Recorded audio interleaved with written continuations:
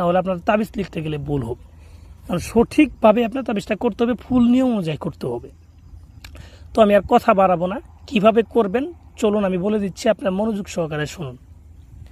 প্রথমত এই তাবিজটা লিখতে হবে যে কোনো একটা শনিবারের দিন রাত্রের বেলা 11টা থেকে 12টার ভিতরে এই তাবিজটা লিখে শেষ করতে হবে, ঠিক আছে। আর এর জন্য যাইতে হবে আপনাকে যে কোনো একটা শ্মশান ঘাটে যাওয়ার পর আপনি যেখানে শ্মশানের চিতাটা পুরায় সেই জায়গায় আপনাকে বসতে হবে।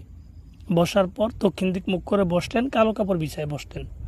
বসার পর সামনে আগরবাতি মোমবাতি এগুলো সুন্দরভাবে জ্বালাইয়ে নিলেন।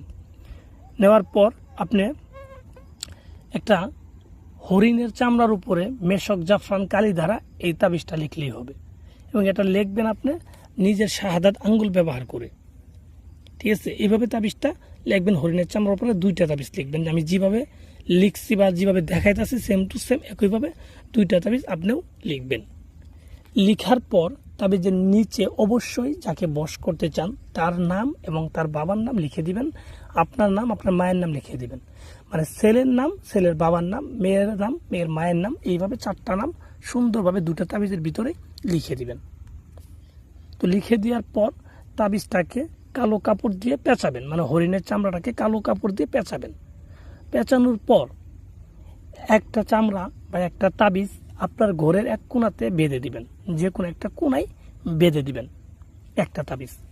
বেঁধে দেওয়ার পর আরেকটা তাবিজ যে আপনার কাছে থাকবে সেটাকে আপনি যে কোনো একটা ডালিম গাছের ডালে বেঁধে দিবেন। এমনভাবে বেঁধে দিবেন যেন একটা বাতাস আসলে পরে তাবিজটা যেন লড়াচড়া করে, ঠিক এইভাবে তাবিজগুলোকে বেঁধে দিবেন। বেঁধে দেওয়ার পর আপনি শুধু 3টা দিন অপেক্ষা করবেন।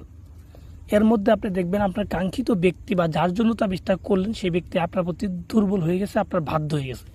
এক পর্যায়ে দেখবেন কিছুদিন যাওয়ার পরে তাকে আপনি যা হুকুম করবেন সে গোলামের মতো পালন করবে, সে আপনার কথার বাইরে কোনো একটা কাজ করবে না। এটা আমি একটা 100% গ্যারান্টি দিলাম। আমি যেইভাবে বলছি ওইভাবে যদি করতে পারেন তাহলে আপনার কাজ হবে 100তে 100%, কাজ কিন্তু মিস হবে না। তো ভিউয়ার্স আশা করি বুঝতে পারছেন। আর যেখানে বুঝেন নাই আমার কমেন্ট বক্সে কমেন্ট করে দিবেন, আমি আপনাদের সুন্দরভাবে বুঝিয়ে দিব।